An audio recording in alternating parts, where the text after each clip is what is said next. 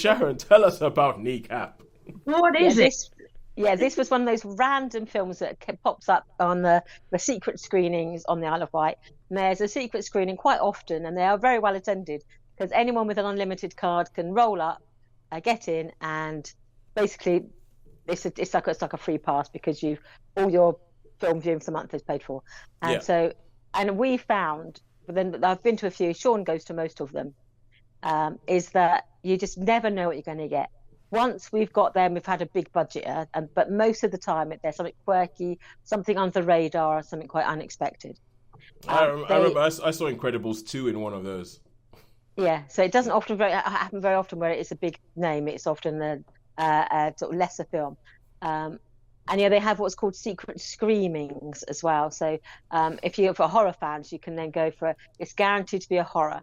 Whereas I know they found in the past when they do the secret screening and they've made it a horror film, half the audience get up and leave because they don't want to watch horror. So they're like, right, that's me out. And I think there's one film that Sean and I went to where there was about half a dozen left. It was full at the start. Then as soon as the film started, they were like, I'm out. And literally the whole they all just up and left. And there's only about six of us left who watched the whole film. But anyway, Kneecap was one of those ones that falls between the camps. It was a Sundance. It premiered at the Sundance Film Festival. Yep. And it had a little laurel wreath, so obviously it was a winner of something there, which it doesn't surprise me on one hand because I think there's elements of this film that they would like, though there are a lot of elements in the film that not everyone would like. But anyway, let's go back. The film Kneecap is an Irish film, but Northern Irish film. Ooh. And it is about two young lads who are they're not schoolboys, they're young men who one of them is the son of a former Republican. Well, they say former Republican because played by Michael Fassbender. He's this Republican who was a bomber and involved in the Troubles, but who has sort of disappeared, presumably drowned or lost at sea. And his son has been raised, and his father's one of his father's sort of diktats to him was like, if you can fire a bullet against the British occupation of Northern Ireland by only speaking Irish. That every word you speak in Irish is a sort of a bullet basically firing at your oppressors. And so the premise of the film is largely about the rediscovering of the Irish language by young and sort of different communities. Because the idea of the Irish language is there's an image they use in the film is that it's a dodo. It's an exhibit behind glass, and people treat it with a certain reverence. And when they teach people how to speak Irish, or sort of Gaelic. No, sorry, it's Gaelic. It's Gaelic if it's Scots. It's Gaelic if it's Irish. Yeah. So they say that one of the phrases they're taught is, excuse me, mother, I'm just going to go dig some peat or something. So Yeah. it's that they're sort of archaic. It's an archaic language. So effectively, it's very nearly a dead language because it's not habitually used. And so this is a film about these two young lads who they speak Irish basically as an act of rebellion rather than any love for the language. And they encounter this school teacher, and one of them writes poems or lyrics or whatever you like to call it. And he hears these words and he thinks they're in Irish. He thinks this actually would make a really good rap song. And so these two young lads and this teacher who get together and they basically form a Irish rap group called Kneecap. And they choose the name Kneecap because basically when you think of Ireland or Northern Ireland at a certain period of time, you think of troubles, bombings, kneecappings.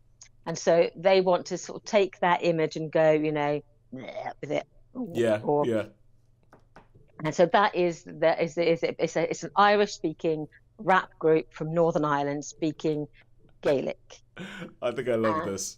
I think so there are elements I love of the it. premise of this. The premise of it, yes. So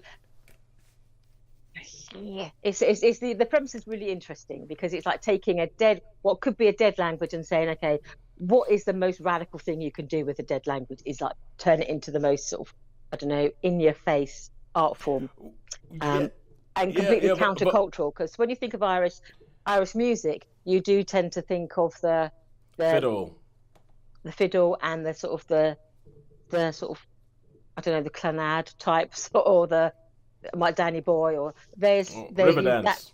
Riverdance.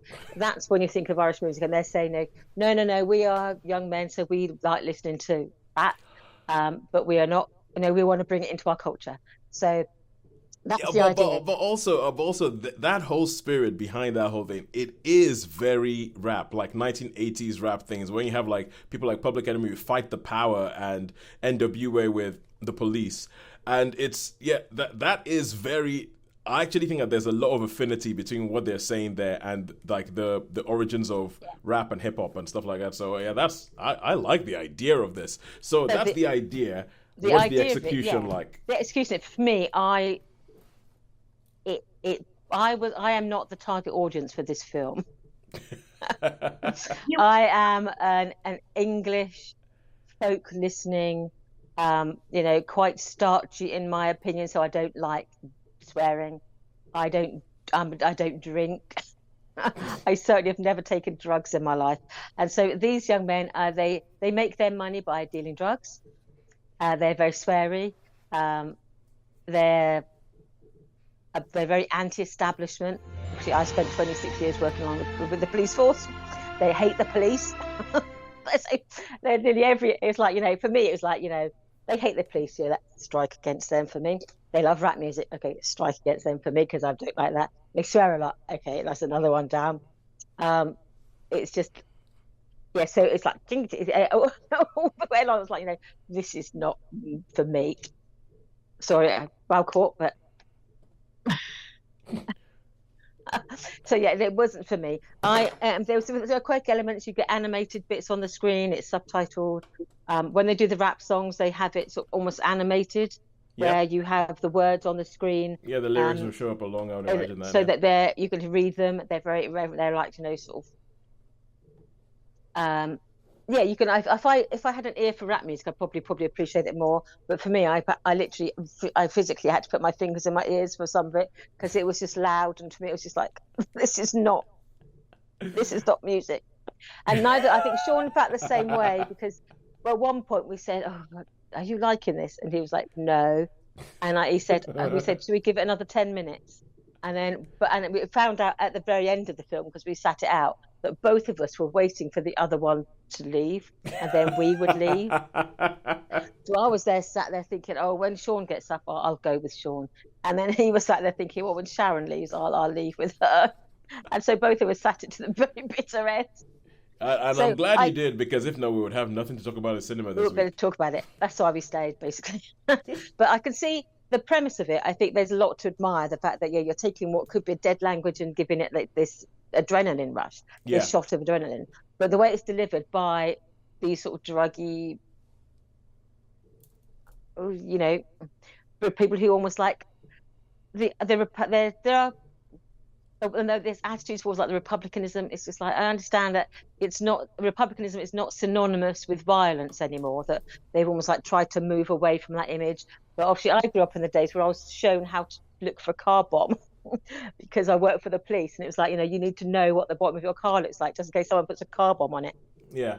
And that sounds ridiculous for living on the Isle of Wight, but they did find a weapon stash in the forest here near the prison and it was identified as an IRA weapon stash. So, and the fact that all of us civilians were taught how to identify a car bomb was not outside the realms of possibility. So when they talk about Republic, part of me sort of like going, oh, it's just not, So it wasn't, I think for the right target audience, they probably would find it would be like right up their street, but it was just not for me. I'm intrigued to see this now. I'm intrigued to see this because I feel, as you said, I think that there are when you talk about disenfranchised young people turning into an art form, that is hip hop all over.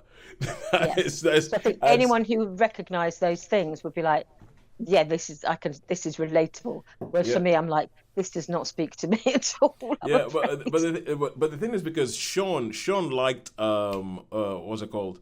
Straight Outta Compton. Straight Outta Compton, yeah. Yeah, which is essentially the story of the forming of NWA in the 1980s in New York mostly, and he liked that because even though he has essentially every single thing they say, do they like the police? Hell no. Do they? It's like, do they like police? Hell no. Are they foul mouth? Hell yeah. Yeah. Are they druggies? All that? Yeah, yeah. Everything seems like it's exactly analogous, Yeah. but obviously, but he says like he felt like that gave him a window into a new world, and you're saying that essentially, let me put it this way: as somebody who didn't know about the Troubles until they were nominally over. Yeah. Like didn't know about didn't know about it until they're over, and that's not something that I have a lot of distance from. Like to the Yeah. point where like I don't even know what they were fighting about. I still find it really hard to figure out what they were fighting Well, actually, the about. characters in the films are very much like that. They're almost like, what Troubles? Because they were all the main protagonists in this film were all born after the Good Friday Agreement. So Yeah, for them, it's like that is just like it's but not relevant. yeah, okay. So I'll be interested to see this. But the other thing that you mentioned, and I want to go back to this, that you mentioned Michael Fassbender. Yeah, he pops up. He's the one. He's the father of one of the characters. Okay, Um, and he does come and go. You see it at the beginning where he is a Republican in the sort of the violent sort, and he's raised his sons to sort of speak Irish as an act of defiance, mm-hmm. which is just fair enough if that's it's a cultural response.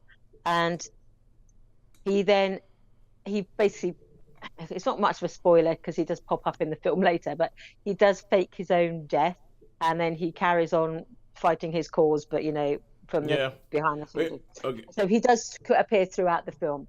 Yeah, my point was just that okay, Michael Fassbender's in this. That's like he's a pretty big name, still a pretty big name, Yeah, and it sounds like this is like a small independent Irish film, and they might get Michael Fassbender in it. So good yeah. on them. But how many stars would you give Kneecap? For me, because for the idea, I would give it a 3, but for me personally, my response would be a 2 because it just was not for me. It was just not for me. So it was not for you. You can recognize that it was not for you, but you still think that there was something to it. I think there's Oh, even if it is just to sort of yeah, yeah, okay, cool. All right, cool. Yeah, yeah, yeah. I recognise that for the right target audience, they'd probably get more out of it than I did.